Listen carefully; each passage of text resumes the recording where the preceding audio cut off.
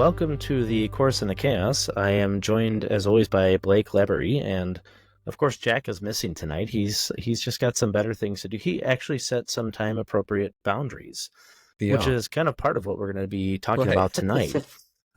If you haven't listened to the first couple of episodes, we'd encourage you to go back. Obviously, the first episode I was missing, so I set some boundaries there, and then all three of us were together as we talked about the last time, as we were looking at just as a family, how do we set proper boundaries, as we look into categories of boundaries, whether that's going to be just those preferential things, the convictions that we have as far as perhaps I like certain things more than other people, but also biblical convictions. What are the non-negotiables of the Christian faith when we have to look at it and say, even though we might have interpretive differences, how do we set those appropriate boundaries? But then also there are those very clear, non-negotiable, clear-cut commands that Scripture gives everybody, which we should have no disagreement on, those first-order issues. We started to get into physical boundaries as far as, or rather I should say types of boundaries, where we looked at physical boundaries. We talked about the reality that as, especially as pastors, but also just married men, we want to set up some proper boundaries between members of the opposite sex, but also as we were looking at one another, and then also emotional boundaries, where we're looking at things and saying, not everybody's opinion is necessarily valid, so we have to be able to look at that with discernment, but also look at that with trusted people, and look at that in a sense of saying, in what way am I able to navigate kind of what I would call the human condition in a way that is not only honoring to that person, but honoring to God, and honoring to our family, even honoring to yourself as an individual Christian. Right. Today, what we want to pick up back on is continuing not only with those types of boundaries and being able to look at time management and material boundaries, but also kind of the practical end of things as we're looking at just simply setting up boundaries. Part of that's going to be how you look at your relationship with your parents, your children, everything else in between, those different relationships that you have as you continue to grow in the Christian faith. And then we want to close it out with a few different, passages that just simply speak to the reality of what are we doing with non-Christians, right? I think that's an incredibly important aspect of setting boundaries, is we have all sorts of people that are vying for time. Blake, you know this well as a pastor, where, on a weekly basis, you can have 30 different people asking you for time, but you have to discern, okay, what is the best use of that time? But also, what's the most effective use of that time for the kingdom? Yeah, exactly. Yep. Yeah. And so it'll be a miracle if we get through all that tonight. Yeah. But we're gonna do our best. We don't have Mr. Talkative Jack with us, so yeah, he is the token monologuer. Quite the little chatterbox. Sly dog. We're always catching him monologuing. Yeah, right. Yeah, funnily enough, my wife is always like, I can't tell the difference between Jack's voice and Blake's voice. And I'm like, well, no wonder why you think one of them is always talking too much. Oh, man, yeah. I think me and Jack sound totally different, but... Okay. I do too, yeah. But, yeah. Jack's got that... Jack's got that little bit of smattering of kind of Texas in him, He's got that that little southern twang. Yeah, a little something. Yeah. Anyway. Picking up on the categories of boundaries or types of boundaries, we talked about the emotional boundaries last time. I want to pick up on the time kind of issue. There is no doubt about it that your time is valuable. Yes. And it's important to protect your time, and then how you utilize it. We have to give an account for the time that we have before our Lord. So this is something that's very important to us as Christians. It's important because we all have the same 24 hours. You cannot buy more time. You can't make more time. We understand that theologically that the Lord has a time set for us. And once that time is up, it's over. There's no more being able to do anything for the kingdom. There's no more work toward sanctification or any of those different things. And so when it comes to setting boundaries in time, it's important because we need to set work boundaries. home boundaries, socially with our time as well. And it means, I guess what it really comes down to is it comes down to knowing what our priorities are. Yeah. And then setting aside enough time for the many areas of life without overcommitting. When you understand your priorities, it's much easier to limit the amount of time that you are giving to other people. So I'm going to throw you Grayson, I'm going to throw you a soft pitch here, okay? In fact, this isn't even a soft pitch. This is like T-ball. I'm setting it up on the tee for you. And all you got to do is smack it. You say that, and I'm just gonna totally butcher it. Oh, I don't know. We didn't talk about this. No. Okay, so we're talking about prioritizing. Okay, and prioritizing relationships and time and all that stuff. The number one relationship for the Christian that is going to affect all other relationships. So that means the number one priority with your time is to prioritize time with. Yeah, good. Thank you for this. Is a T-ball question. it is to your relationship with God. Yeah, right. Ultimately, it's like if you let that one falter, every other relationship will falter. Mm-hmm. And I think we get that so twisted because what happens is we immediately think of that horizontal level relationship between our spouse, our children, our peers, church members, everybody else. And yet what often happens is we don't think of that relationship vertically in terms of our relationship with Christ. Mm-hmm. So a natural ramification of that is if you look at the first and second greatest commandments, right? To love the Lord your God with all your heart, mind, and soul, and love your neighbor as yourself. There's a reason why God comes first in that order. Right. Yeah. And the thing is when you look at, so all of the last two episodes, all of the other boundary stuff that we've talked about, it only makes sense in the context of a working relationship with the Lord, or a good relationship with the Lord. So, I mean, we're talking about setting, your convictions. It's like, okay, well, how are your convictions going to be formed if you don't have a thriving relationship with the Lord? How are you going to know what the biblical commands are if you're not in God's word, And so everything that you're doing in your relationship with Christ is going to affect all these other boundaries. It affects, oddly enough, it affects the physical boundaries, the emotional, the time, which is what we're talking about right now, as well as the material boundaries. And so in all of that, that means when it comes to prioritizing our time, when you're looking at your day and you're saying, what is the most important thing that I need to get done? Your personal time with God. And I know this is just like a Sunday school pastor answer, but it's true. Your time with God is the number one priority, and it will feed all of the other priorities. Yep. It'll even flesh out principally. So as you're looking at things in terms of that's a good word. That's the word of the day. Principally. That is principally. Yeah. Write that in the repeat YouTube that like comments. 15 times. We might send you a prize. I don't know. Well, we'll order you like 10 of those law and gospel books from Reformation Heritage. Yeah, ship them to your house. That they're just giving out for free. They've published like they had to have published thousands of copies of those, and they've been given out at different conferences. And I think I read something recently that was like 3,000 copies sent to Africa, to one of those areas there. Because they gave out 5,000 just at Shepherd's. Right. Yeah. Yep. So they must have a good deal on it's really neat. Paper and ink or something. Yeah. But when you look at things principally, it's going to inform how you especially take your time, right? You're going to look at it, and in the essence of saying theologically, I know that God is the sovereign one. He is the one who never sleeps nor slumbers. He is always watchful over his creation. I, therefore, as a finite man, cannot do those things. And so how do I, again, with my limited time and energy and resources, effectively minister? How do I take time to rest? Because that's an integral part of, literally the creation narrative. How do I take time to obey the commandments that have been given to me? All those different things are going to be fleshed out in tandem with your relationship with God, because at the end of the day, if you're not looking to him first and foremost as the sovereign one to whom you must submit, inevitably you're going to submit to a different authority. Right. And that's going Right. to play out in every aspect of life, whether it's going to be your boss, your wife, your kids.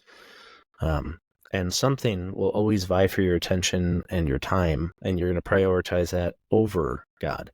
And that's Right. first and foremost what we would say is an unhealthy setting of boundaries, because you Yeah. have to Absolutely. naturally reflect on the order of creation, not only in terms of what God has said is good and right, but even within your own household, you have to do that on a daily basis. There's all these little decisions that come up. I mean, Blake, you know Right. this with little ones.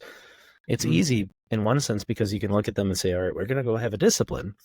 As they get older and start to rationalize with you and argue over the finer points of things, it's like, no, hold on, this is just wrong.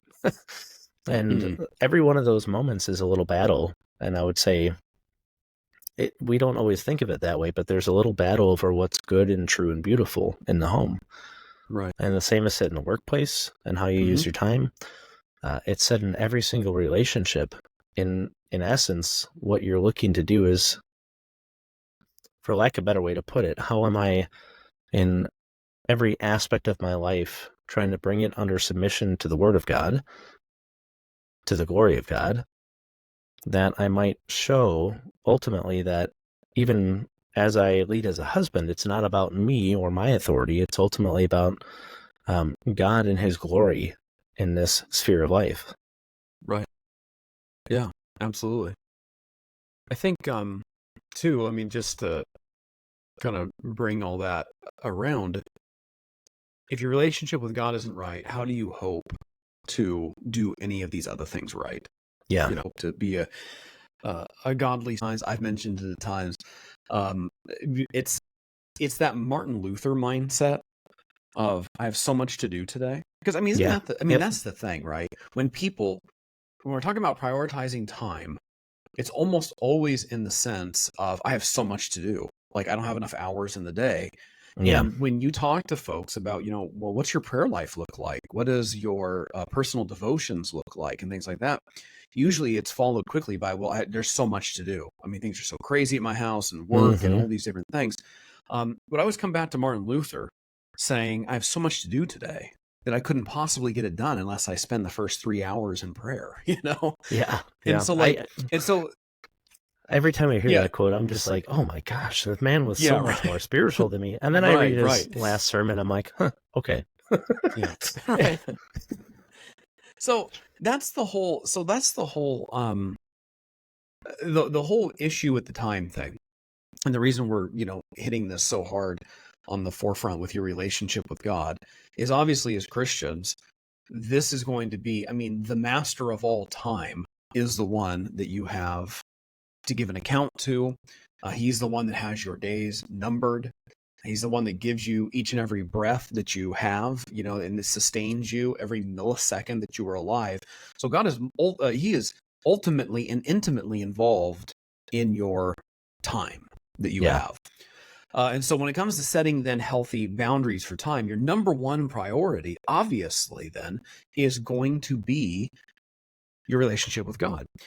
Coming behind that, looking at the second greatest commandment, then we're looking at, okay, well, what are my commitments and what are my priorities with others around me? And this is going to look different depending on what age and stage and phase of life you are. This looks different from the single guy in his 20s or the single guy in his 80s than it does for, someone who's married and has 8 kids or whatever, and if you're a professional or if your kids are, if you're an empty nester and your kids are all out of the house and it's just you and your spouse, I mean, it will look different, but you do have priorities, God-given priorities in your life. If children are in your home, then they are a priority to you. If you are Right. married, then your spouse is a priority to you. And that means then that time that needs to be taken to love them and to direct them and to guide them and spend time with them. I mean, all of these things, that time needs to be protected. I remember as a young pastor, and I think you hear this a lot from guys, and I know I experienced it, that when you first start out pastoring, it seems that everything is an emergency. Yeah. That every contact that you have, somebody can even call you and say, Pastor, I'm having an emergency, And then you quickly learn that not all emergencies are emergencies. And so one of the things that, and again, if you've been pastoring for any amount of time and you're listening to this, you already know this to be true. That there are things that can wait. Not every emergency is an emergency.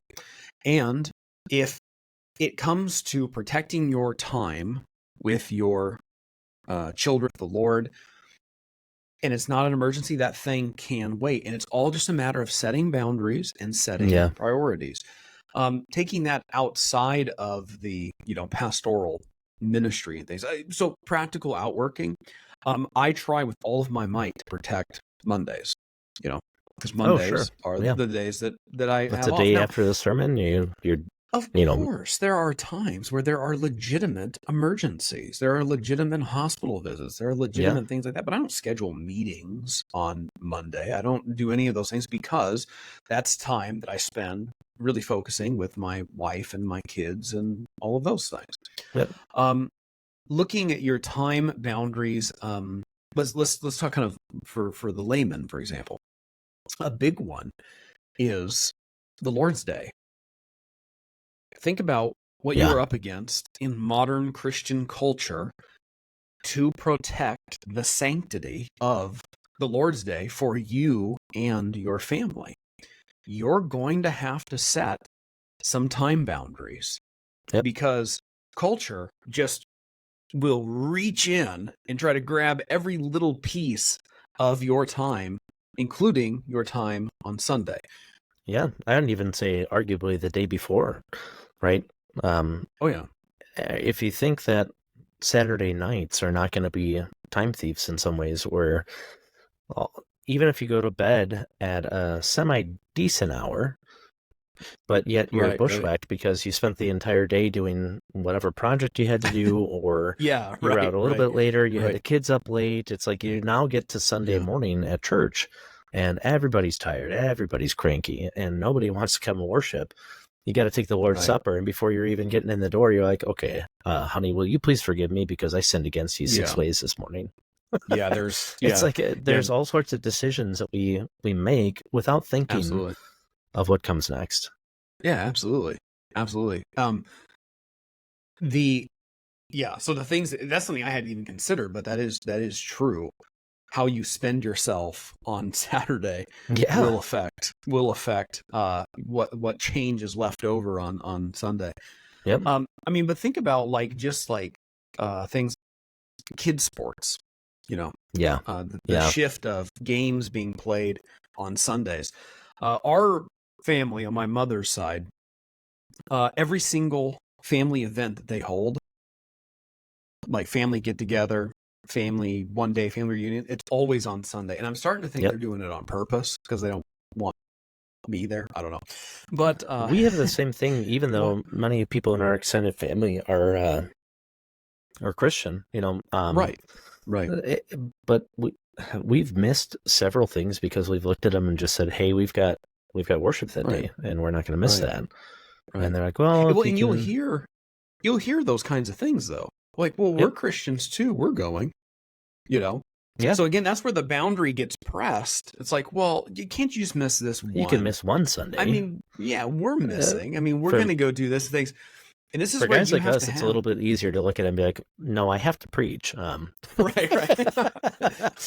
But there's also the reality as a layman where you can look at it and it's like, God has called us to honor the Lord's Day, regardless of familial, ties or bonds. Right. And as lovely as it is to get together with a family and eat a good meal and to enjoy rich fellowship, even as Christians, it's like none of that replaces the gathering of the saints. Right. And so there's a theological foundation we have to assent to of saying this is just a non-negotiable. Right. It's that prioritization that you talked about before. Yeah. And if you don't have that laid out, again, this is something that you or you and your spouse, or you and your spouse and your children, whatever, need to sit down and have this prioritized before these things come up. Yeah. Before, we get into kids sports, to say, we don't play Sunday games. We play Yep. other games, but we don't play Sunday games. We're Yep. not going to, do whatever on Sundays. We're not going out for, picnics or whatever, if it's going to interfere with the services and all of those kinds of things. Yep. Now, of course, there's things I think you can work around. I'm not, Yeah. I'm not a full Sabbatarian. I would say I'm like maybe 75%, which makes both camps hate me, probably. Well, but but when it comes to, I would say that you can work around things. Like, okay, if you have a family reunion, in town, go to service and then show up late for the family reunion or whatever. But you need to be able to set those priorities. Healthy time boundaries then sound a little bit like this. A couple of examples. I can't come to that event this weekend. And that is so hard for some people, because some people just have a really hard time saying no. Yeah. But when you have your priorities in sight, it becomes easier. That was a really hard thing for us when we were first married, because I was going through seminary and I was working full time. We were having, babies left and right. And serving at the church. And so basically it was a point of just very, very little free time. We only had one vehicle too, just because finances were tighter. Mm-hmm. So there were a lot of family events that we just simply missed. Right. And for, probably the first 5 years, I think people in our extended family just figured Grayson probably just doesn't want to be around us. And but I had to look at it and say, okay, as much as my wife wants to go to some of these things, we have to spend time together as a family. And we went to some, but it was far and few in between. It was just part of a reality of saying we just can't. I'm working 70 hours this week, and I've got finals next week, and I've seen my kids literally as they're laying down in bed and giving them a smooch on the forehead. Right. And I've seen my wife about the same amount. So no, we're not going to go to the Easter brunch. Right. So when you've got the priority then set there, it's like, I'm not going to go play a wiffle ball with Uncle Hank because I haven't seen my kids and wives this week. Yeah. And then, of course, as that stage of life changes, as you get out of seminary and you acquire another vehicle or whatever, that as those things change, then you're able to go along with some more of those things, and participate in those kind of things. Well, you have the next one here too. I was going to say, you limit it in terms of, I only have so much availability, right? So if you can make it, perhaps that looks like you saying, I can stay for an hour or two. Right. Factor in your drive time, all that kind of stuff. Right.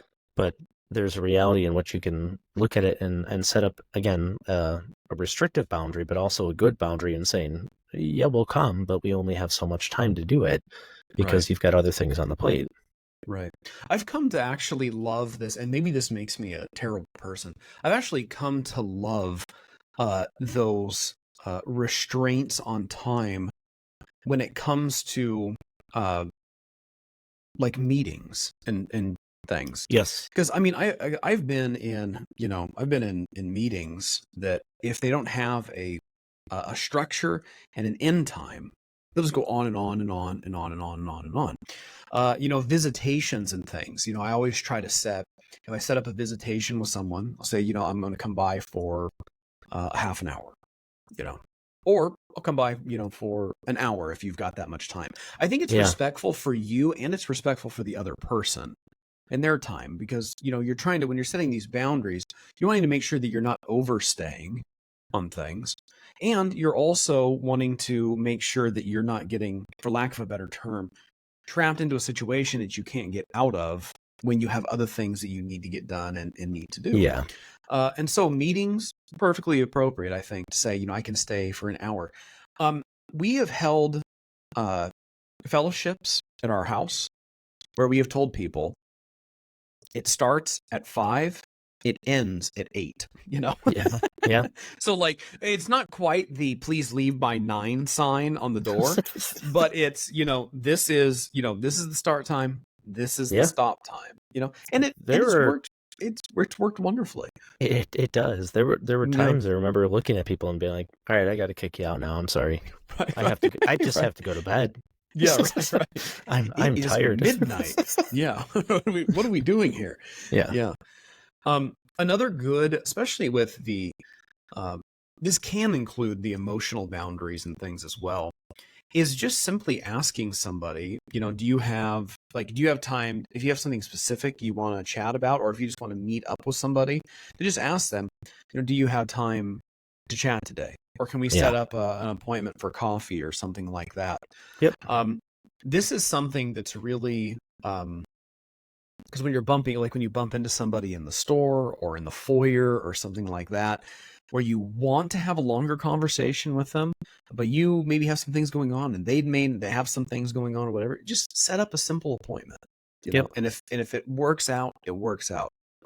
There was a gentleman at our church that, I mean, I could tell he was going through a rough time, and he was ready to just kind of dump in the hallway, and I looked at him. I'm like, let's try and meet this week. Right, yeah. Let me know what works for you. So Yeah. what spawned from that was a series of weeks on end where we were going together Mhm. through the Book of Mark and Right. meeting, but it's like I could have easily brushed off that time and Right. pushed it off to the side. We never went through that and helped him, disciple him, and all that kind of stuff. Mm. Or it could have been, non-productive. Right. So it was a matter of being able to say, okay, let's take the proper time and setting for Yeah. this, Yeah, and right. we'll hash through it. Right. And that's a great that's a great way to put it, is like take the proper time to do Yep. things. Anything that's worth doing is worth doing right, as they Yes. say. And so if something needs addressed, set out appropriate time boundaries and actually address that issue or that problem or that struggle or whatever it is. Another really big issue is the issue with time and overcommitting.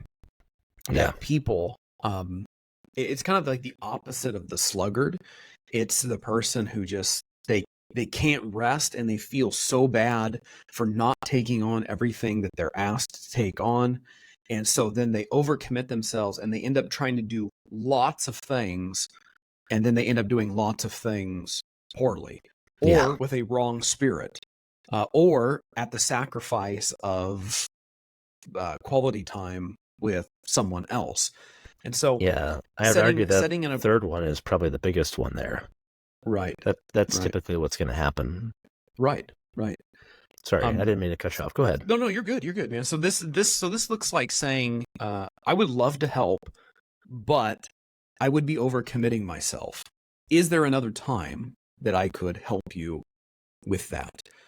I can't tell you how much I appreciate people that will say that to me as a pastor, because pastors, ask things, would you be able to, help with this? Would you be able to do this? Would you take on this project? Would you, delegating and things?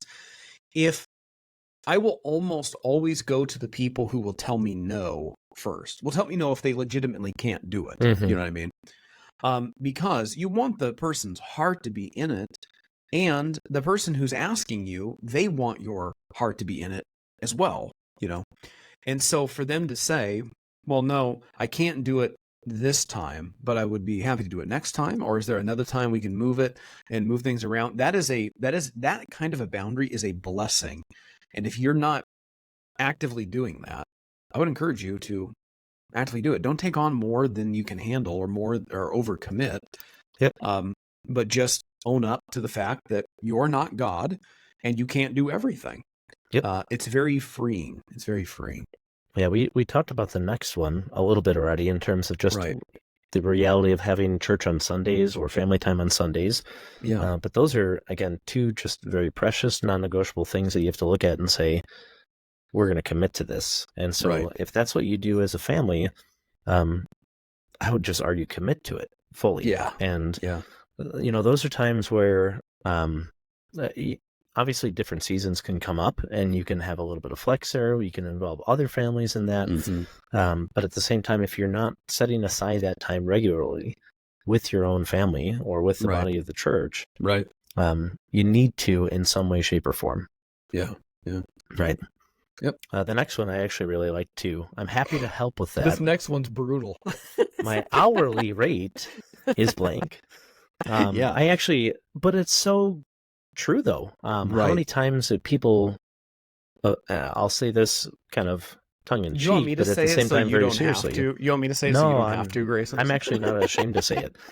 How many people will abuse the skill set of somebody within the Right. church because they Yeah. know they can do this, and they're like, well, I don't have that skill set, so and so can Right. help me hang drywall and tape and mud Mhm. because I don't know what the heck I'm doing. And it's like, Right. well, Right. great, you're now stealing that person from their family or other obligations that they Right. have.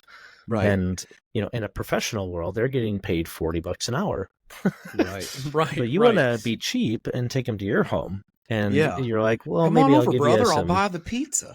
Yeah. I'll give you Exactly. a $5 hot and ready from Little Yeah. Caesars Right. that Right. tastes like cardboard. Yeah. Exactly. Yeah. Yeah. So this is one that's kind of we'll say this, that the person with the skills, whether it is graphic design, whether it's drywalling, whether it's roofing, accounting, whatever the skill is, the specific skill, that person is free to use their time and skill to God's glory as they choose to.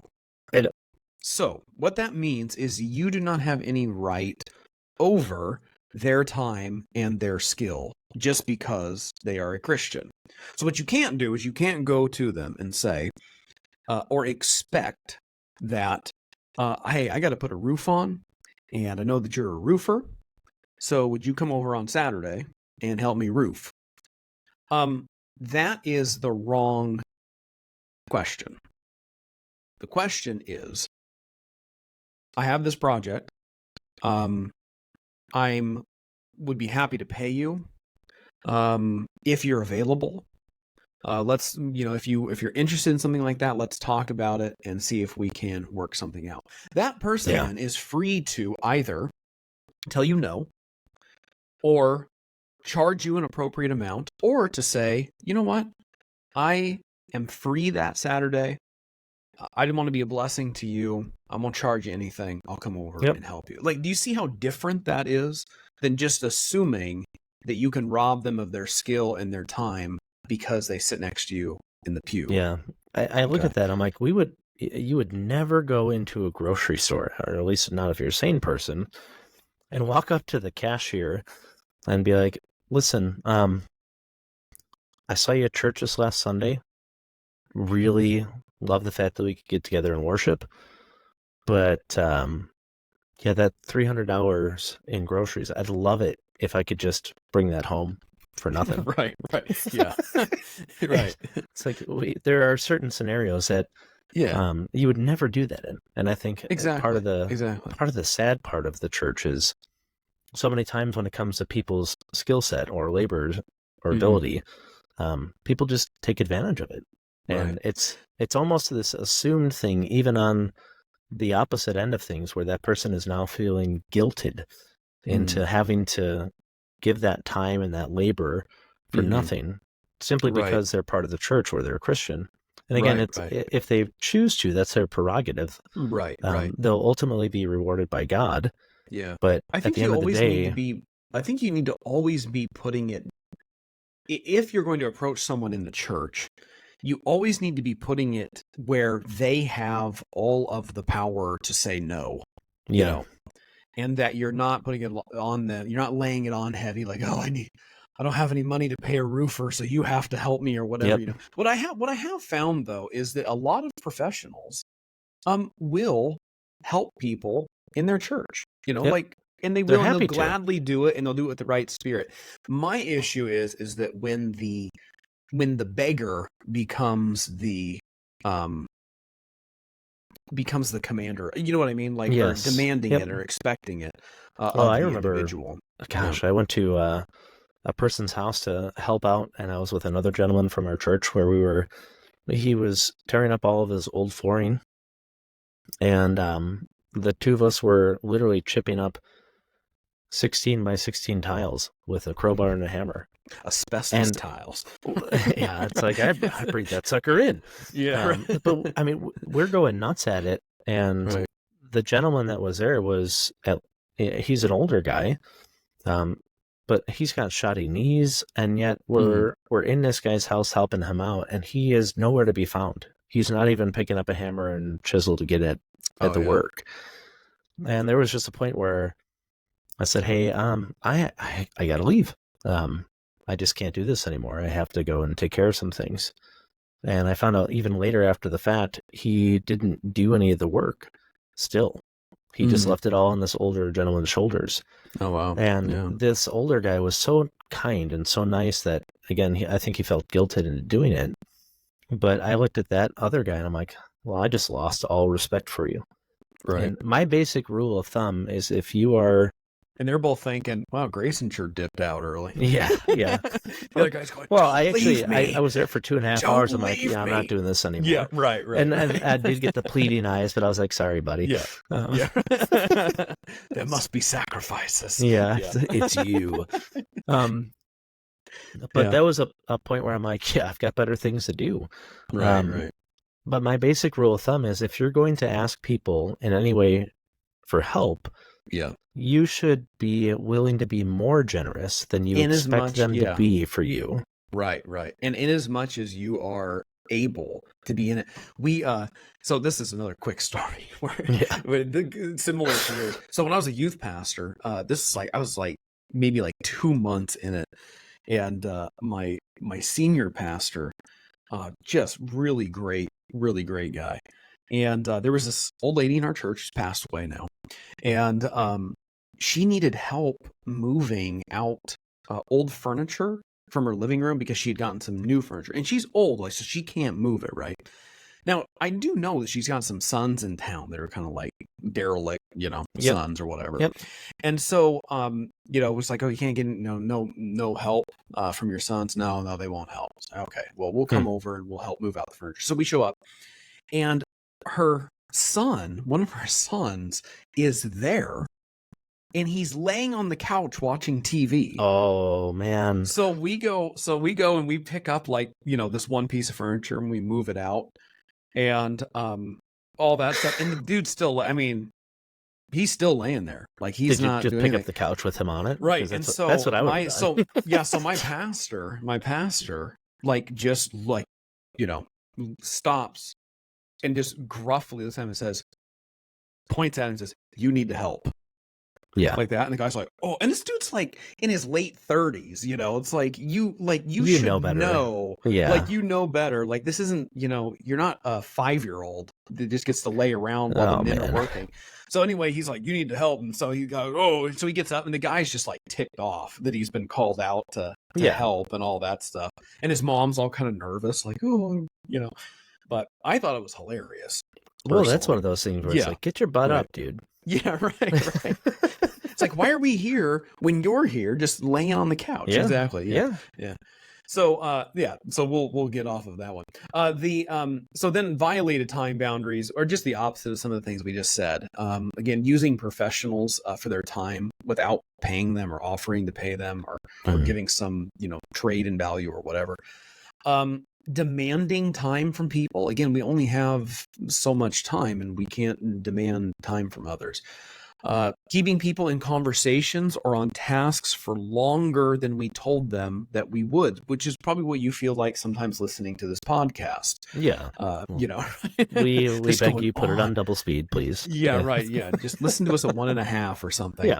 Yeah. Redeem your time. Exactly. But this happens quite a lot, keeping people in conversations or tasks longer than you told them they would. This sometimes will happen when you set a time boundary. So somebody needs help moving and you'll say, I can only come and help you move for 2 hours.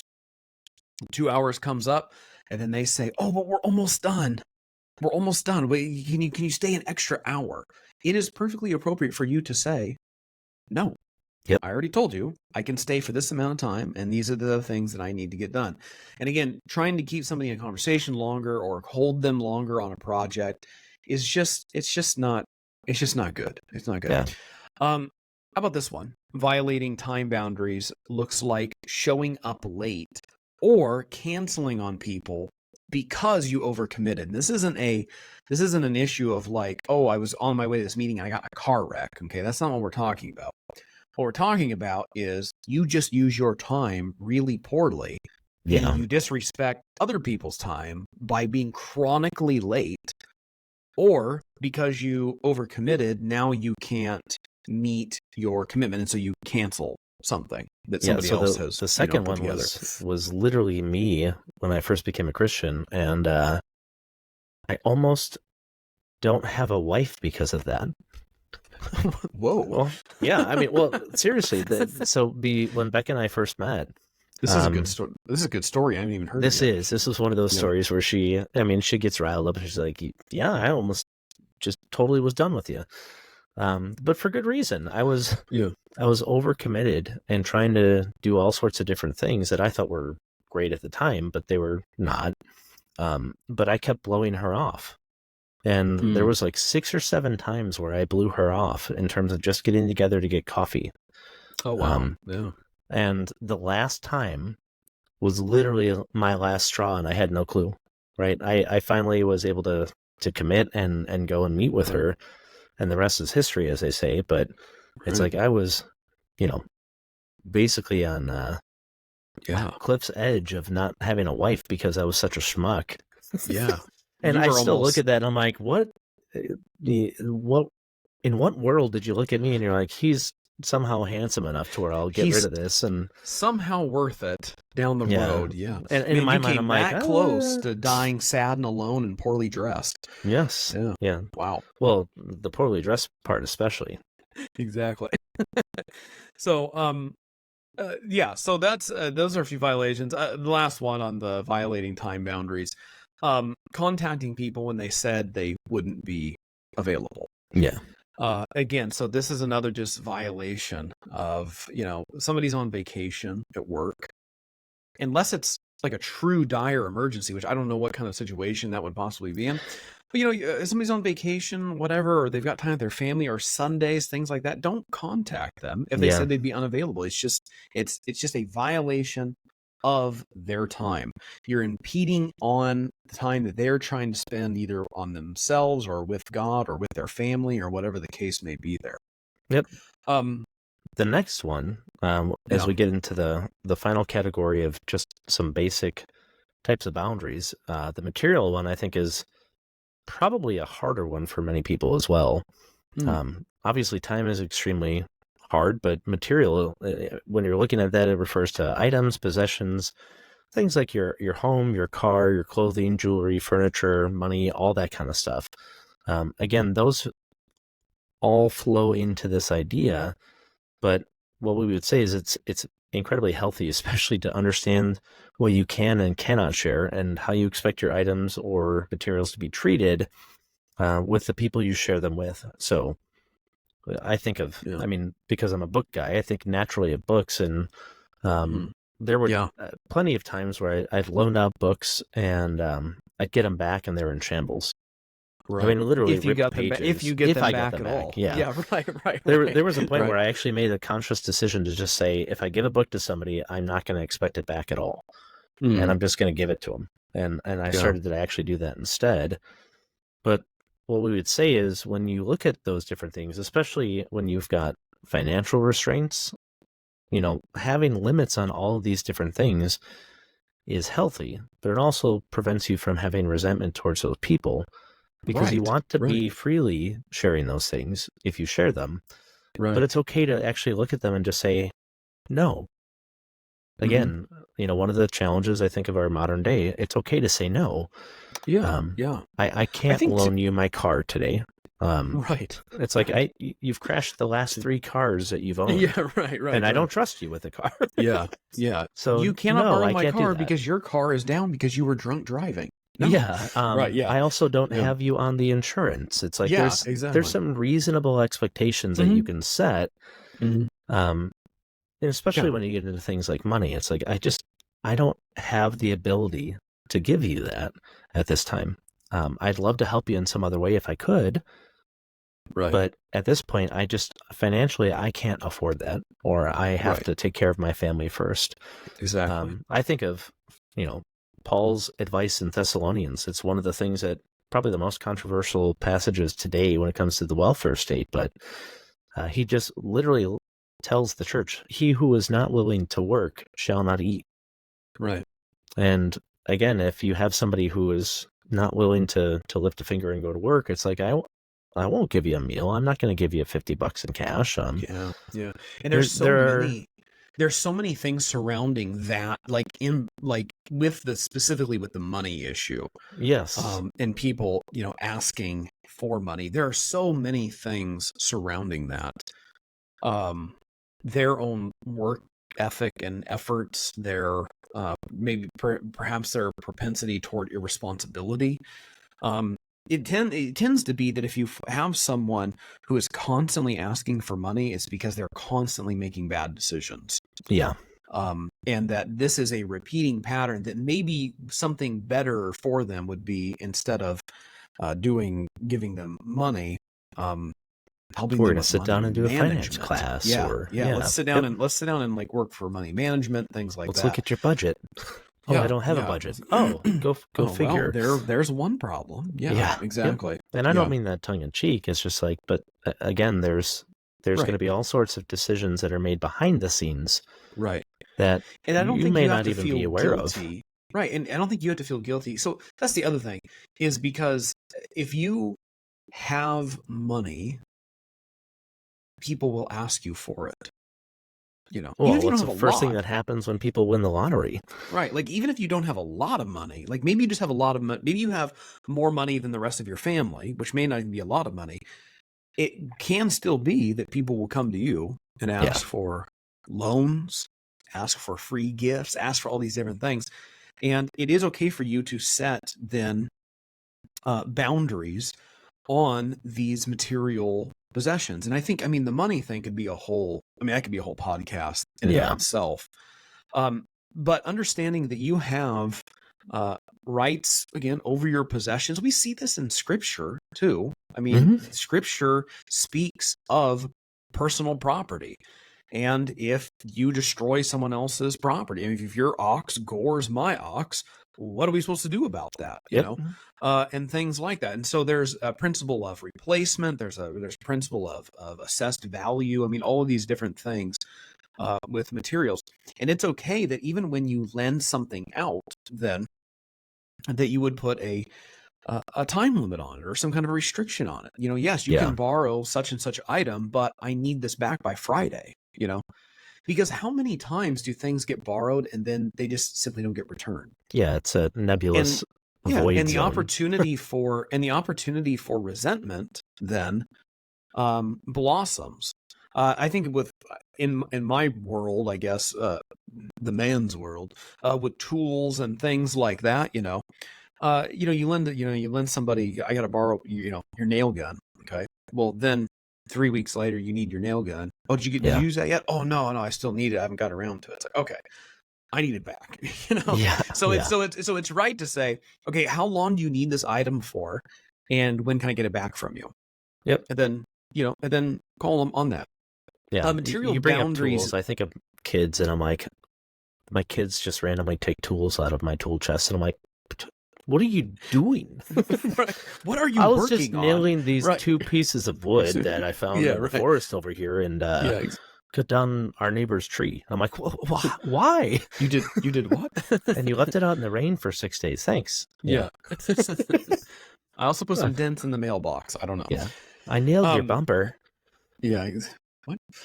Did you ever see that that meme that was going around of the little girl with the screwdriver that scratched "I love Dad" at the side of the car?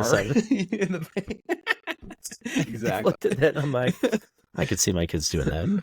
It's like, oh no. It's like, it's very sweet, but at the same time. Yeah, right. It is. It's one of those bittersweet things for sure. Yeah. The material boundary violations are innumerable. When you borrow something and it gets destroyed, or you don't return it, which there's another word for that, of taking something that doesn't belong to you and then you not returning it. That's called theft. Yeah, it's a violation of one of the 10 commandments there. Yeah, that's a no-no. And the other thing is too that I don't think a lot of people think about is when it is a violation of boundaries, I think, of material boundaries, when you borrow something too often, like too frequently. At some point, you need to buy your own hammer, Yeah. or you need to, get your own vehicle, or you need to, so it becomes a burden on the other person through use and abuse when you're borrowing things too frequently. Another material boundary, another material violation, though, I guess you could say, is kind of on the other end, not on the borrower's end, but on the lender's end, Sure. is when you use materials, so money or possessions, to manipulate or to control a relationship. In marital counseling, you actually see this more frequently than you would like to believe. Of a spouse manipulating their spouse with money and possessions. Well, there's all sorts of different ways that a spouse can manipulate another spouse, right? It's not just money and possessions. It could be themselves. Oh, man. Yeah, I mean, right. Right. They themselves, time. I mean, everything. I mean, yes, well, I think anything. Even sexuality, right? That's a huge thing in our culture today where I can't tell you how many videos I've watched where women are like, look, if you just want this thing and your husband's told you no, just, throw your body at him and you can get it. Right. It's like, that's not healthy. That's right. Exactly. It's an abuse of the marriage bed, but also your relationship and everything else in between. Yeah, exactly. And so maybe in a lesser sense, this issue of money and possessions and things like that these things can be used to manipulate others. You think of, and this kind of gets us into our next section. And thankfully, I'm not in this position, and I don't think that Grayson or Jack probably are either. But you hear about kids, grown kids, that have to walk this line, or else they'll get written out of the will. Yeah.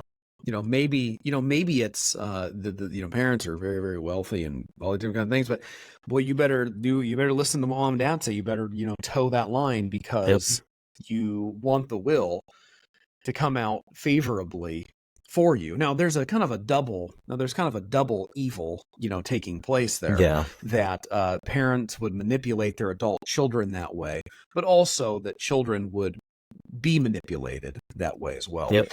I mean, I think I'm trying to remember who it was. Was it what was the guy? The missionary. The missionaries that got killed by the Indians. Oh. Elliot? Yeah, Jim Elliot. Jim Elliot? I think so. Was it Jim Elliot that if I'm thinking that's the tip of the spear, right? Yes, yeah. Was it Jim? So and people can correct me if I'm wrong. I think it was Jim Elliot whose parents told him, like, if you do this missionary thing, you're out of you're like out of the will. So like that was a big, like, and if I'm remembering correctly, and if it was him, it was this big decision of, okay, I'm either going on the mission field or I can live in comfort and not have to work. I mean, I think it was like that much. It was that big of a deal. Think of the irony of that whole. If it would be him too, it's like, in the world's eyes, this man gave up wealth and comfort and safety, literally to go and die, to just try and preach the gospel. Right. And parents could look at them and be like, "Oh, I told him. Yeah. I told him."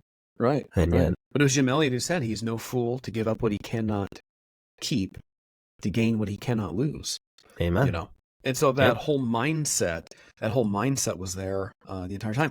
I mean, you hear about folks, and this is maybe more emotional manipulation, but former Muslims that convert to Christianity, they're declared dead by their family. So it's like, you choose Christianity, you are leaving us and you are dead to us. Same thing happens, I know, with Jehovah's Witnesses.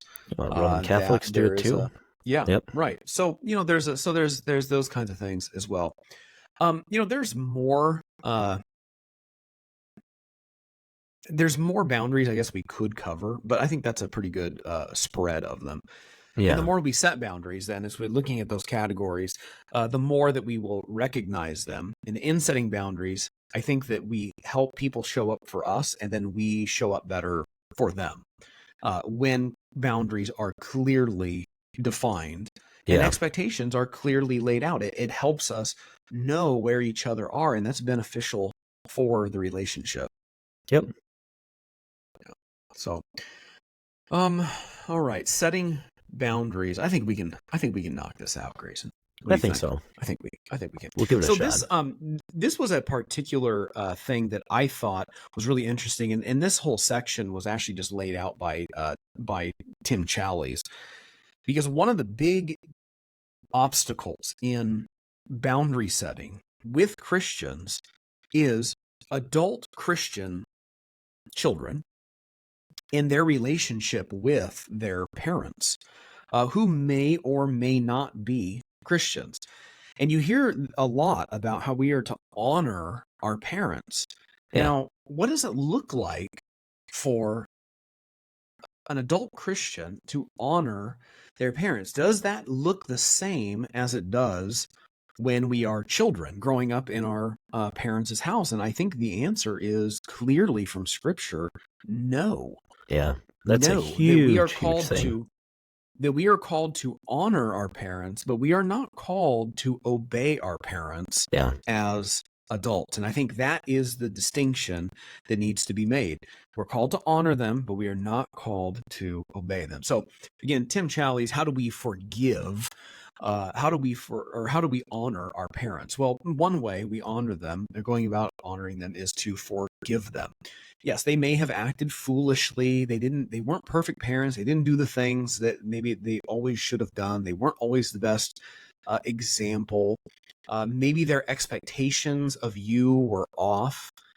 You can honor your parents by forgiving them of their foolishness, particularly of things in the past. If you think of Christ looking on those who are standing around his cross, and if he can say, Father, forgive them, they know not what they do, you can say that about your parents who at times acted stupidly.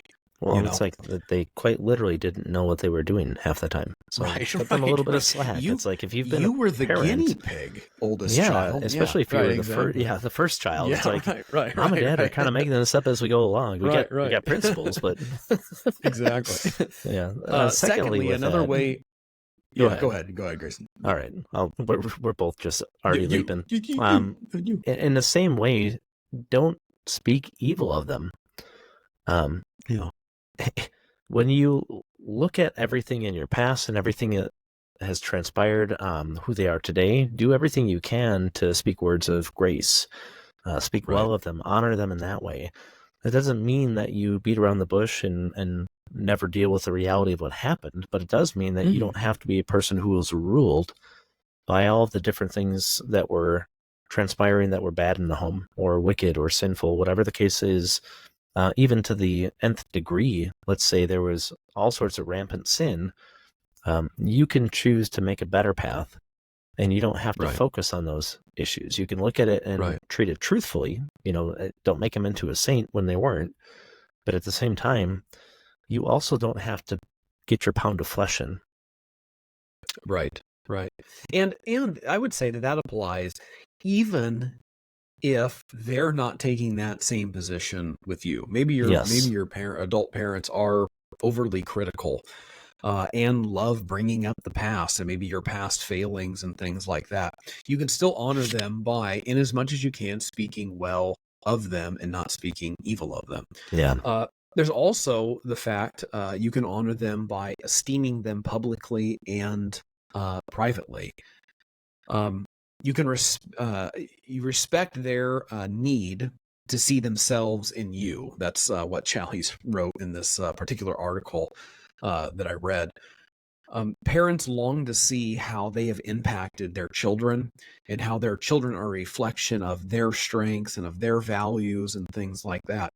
And so building up your parent as much as if they did something really well, declare that. Yeah. As much as you want.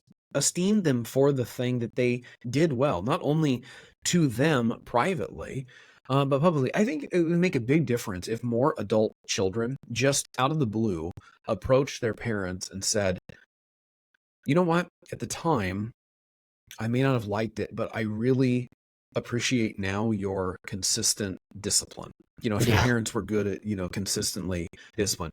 Or, there was never a time where I felt like you didn't love me, Yep. I mean, just those kinds of things are ways that you honor. Now, don't make stuff up, but if there is anything good, if there is anything respectable, if there is anything Worthy of that praise, is right? worthy of praise, then do that, and I think it will go do wonders for your parent.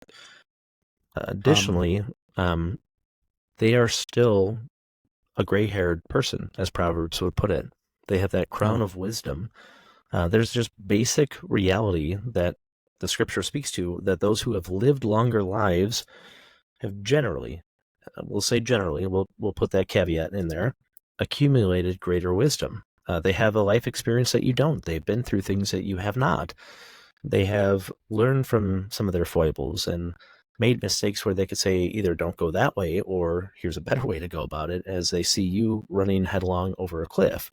Right. In that simple respect, you can look at it and say, even though I don't necessarily take everything that they say as gospel, there is some basic categories of wisdom that older people should generally be able to speak into your life about, especially your parents, if they love you. Yeah. I mean, and especially if they're Christians too, Yes. Yep. It's like they didn't screw up so bad with you that you're not thinking about these things right now. So if you're thinking about what is an act of wisdom, what are these things? I mean, they can give insight because they are further down the road than you are.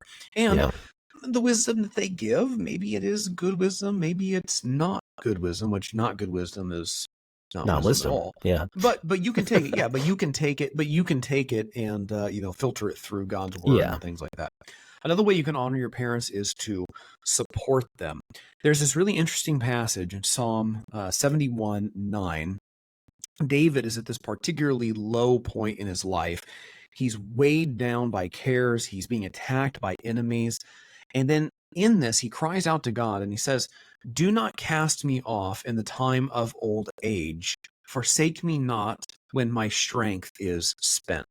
If you look just at that passage, David feared a combination of two things: age and isolation.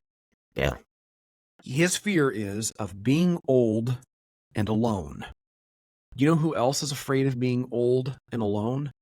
Your every single parent. Person who is old. Yeah. And alone. Your elderly parent. Yep. So not being so caught up in your own little world that you are not actively supporting your parent and expressing your love and care to them and taking great concern, not only for their physical health and their spiritual health. This may involve, for a season, you sacrificing some time. Yeah. Sacrificing some finances, sacrificing some sanity to make sure that you are supporting your parent the way that you ought to. I'll tell you, it hasn't been until very recent times that your aging parent, how do I want to say this? I think you and I are thinking the same thing.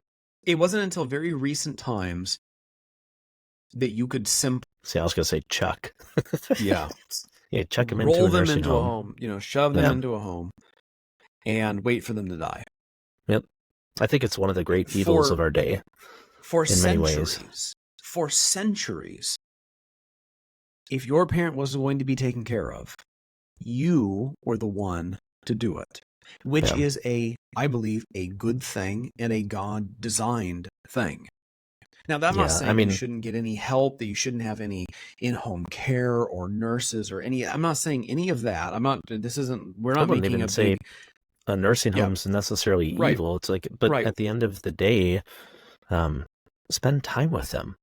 Go visit them. The care and support issue is key. I can't tell you with ministry with pastoral ministry, particularly to a lot of old folks, how many of them don't get they don't get a phone call from their Yeah. kids. Yep. And what they do is they go to church and then they sit at home alone and watch Fox News for 10 hours, get a Meals on Wheels, go to bed, and then wake up and do it all over again, you know. Yep. I mean, that's not the picture of how you are to treat the gray head that I see in Scripture. No. And so supporting your parents, again, that could be probably a whole other episode of itself as well. Then lastly, on the honoring your parents, you want to take that one, Grayson? Yeah. Provide for them, right? There's a basic, again, I think biblical reality. You jotted down Mark 7:9-13, where he talks about Christ's, incredibly harsh rebuke against the Pharisees. They refused to take care of their parents. That's a passage dealing with Corbin, right? Where they've looked at it and they're like, we've set this aside for the purposes of God. And it's like, well, what does Paul tell Timothy? If you don't provide for your family, you're worse than an unbeliever. Right. So clearly, your Corbin means absolute bupkis. Yeah. Yeah, it's like, but the whole thing you ought to be able to look at is saying, okay, for 18 years, at least in our culture, for 18 years, my parents have provided for me. They may not have done everything perfectly. They may not have done it all that well. Right. And so there's sacrifice, there's finances that they put into it, there's time, there's energy, there's everything else that they took, blood, sweat, and tears in many ways, that as they age, you now, as their child, can actually pour back into them for all the things that they've done. You have the privilege of doing that. And I would add, too, that even if your parents were horrible, maybe you had horrible parents that did not provide for you well. Maybe you were in a home that was physically or emotionally abusive. I mean, I don't know. I don't know what your whole scenario might have been. I would still say that even if your childhood was bad and your parents were not good parents, maybe they're crackheads or whatever the case may have been, that you can honor your parent by providing for them in their old age. And you might say, well, they don't deserve it. They didn't pour into me. They didn't put tremendous effort and sacrifice into me. So why should I do that now? Do you see how contrary to the gospel that is? Yeah. Yep. Because there's also a whole bunch of undeserving people that have had grace poured into them that they did not earn, that they did not procure the favor or anything else. And it is the gospel. I mean, we are Christians by that very picture, that we are terrible people, and yet God has been very gracious to us. I would just ask you to consider, if that's you and you've written off your parent in any of these areas, to look at it and say, what has Christ poured into me? And how can I be a reflection of that to this other undeserving person? Yeah. And that might apply. I mean, that might apply with your parent. So we're called to honor our parents. I was going to say, there's also just a reality there too, especially if you have kids, where it's like, we're trying to carve out a new path. And let's say my parents did everything wrong. They didn't, but let's just say, for example, they did. With my 3 kids, part of what I'm looking to do is instruct them in a better way. Yes. Part of what I'm trying to do is say, here's how we honor God, even in spite of all the garbage that went on. Because at the end of the day, your parent can go down into the grave cursing your name, but that's I guess the reaction or the results is not something that you're striving after, in a sense of, I want the praise from them, I want the recognition, I want this and that. Ultimately, the question is, how do I honor my Father in heaven? And that's what I want to instill within not only myself, but my, future progeny, where they can, Lord willing, they can look at it and say, Dad was never this way. And when I raise my kids, I'm going to try and show them an even better way than Dad showed me, because right. It's that continual legacy of a Christian Hmm. family where we're Yeah. pouring back into this reality.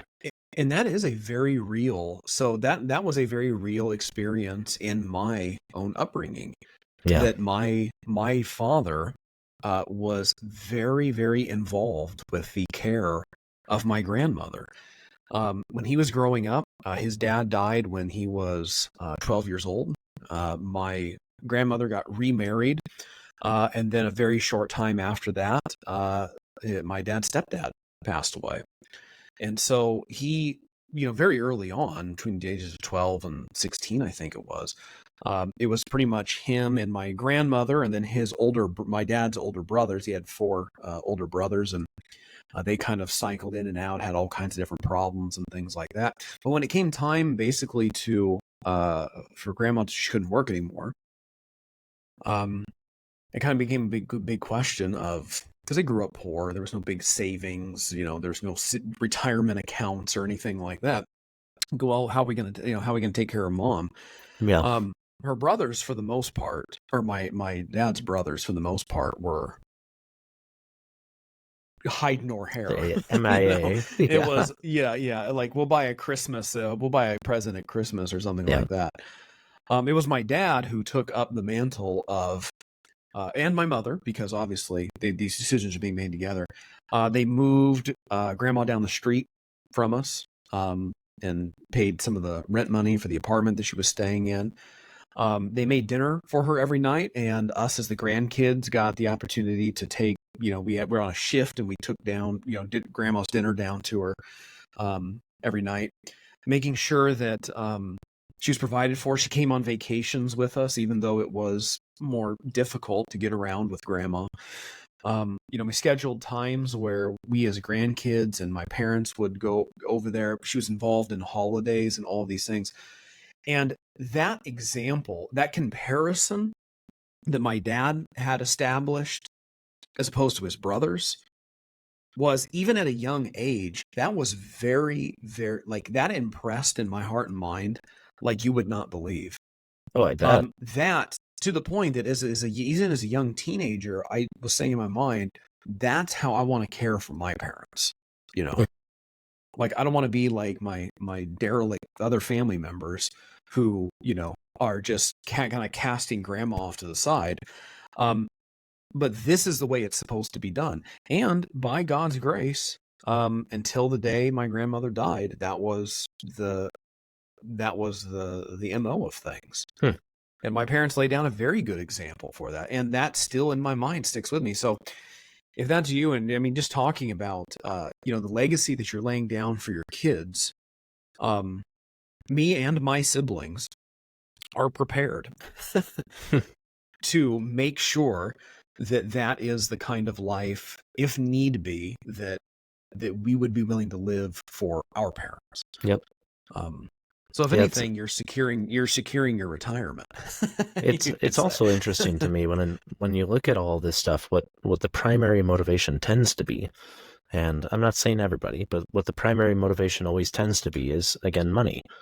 Right. My inheritance is going to be lesser if we put into this home, or my finances are going to be tighter.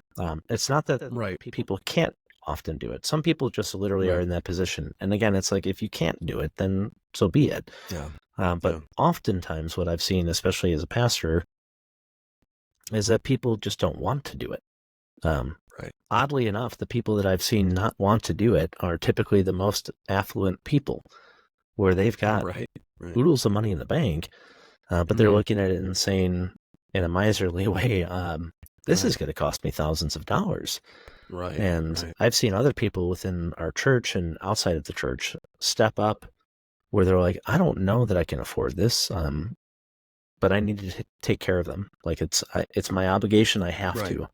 And I've seen God bless them and actually enrich them that they can continue to do something like that.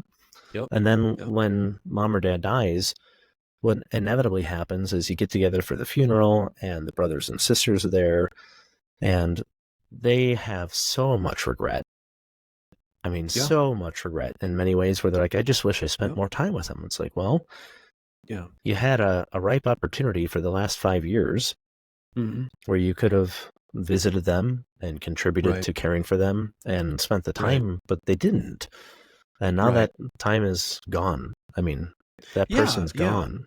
And whether The- that regret is actual regret or whether it is a false regret for show, yeah, um, either way, what Grayson said is 100% right. Is that time is gone. You had this opportunity of a life position that you were in the moment to practice Christ likeness, for yep, Christ likeness to be formed in you in this difficult situation, giving sacrificially, spending your time, all these different aspects. You had this short window that you can never regain in the care of your parent. So, I mean, that's something I think to think about yeah. deeply. Especially In if they're these an things. unbeliever, right? It's like, Oh yeah. Oh yeah. they're on the brink of eternity. And so Right. how much is your finance worth a soul? Right. I mean, how Yeah. much is your time worth a soul? Right. Yeah. Again, you have to be able to ask those questions realistically, and you have to maintain your responsibilities that you have in your immediate sense. But Right. Yeah. it's like in just another blink of an eye. Again, you won't get that time back. Yeah. Yeah. I've For sure. literally sat down in an office with people who are just beside themselves because mom or dad is dead, and they're like, Yep. I never got the chance to talk to them about Christ, and yet Mm. they were there. They were there in the hospital room, but mom was in a coma, or Right. Right. they're on life support and they're non-responsive. It's like, Yeah. okay, so how Well, I often tell you, did you talking take the about opportunities? yeah, talking about redeeming the time. I mean, Yeah, that's if you're listening to this and there's somebody you have not talked to pointedly about Christ, practice some boundaries. Say, hey, I want to meet up with you and talk about something that's really important to me. Would you meet me for coffee? yep, And then just do it. So you do not want to live with that regret. And I don't think it'll be a regret, even if they turn on you and say, well, no, I hate this, and they throw that hot coffee in your face or whatever. Your reward is great in heaven yeah. for have taken that opportunity. So we're going hard tonight, Grayson. We are. There's all sorts of different things we've hit. Yeah. But at the same time, I think we're about an hour and 17 minutes in. So do we want to stop it here? Because I think the next one we hit will be probably a lengthy discussion too. It's, when to, well, I mean, not when to not obey parents. Yeah. That's a big thing. Right. There's that fleshes out in all sorts of different ways. That's true. Oh yeah, because we're a minute 20 in, aren't we? Yeah, just right, a minute folks, and 20. What we're gonna do. We would like an hour and 20. Yeah. We would like to invite you back for episode 4 of this mini series that we've got going on of setting boundaries. I know last time we said that we would get it done. But I think some good things were discussed here. I hope it's been beneficial to you. That's our prayer every time we record one of these, that the Lord would use it not only to build you up, but that it would build up the local church also. So next time that we come together, Lord willing, we will discuss. So we've talked about when to honor your parents, what that looks like.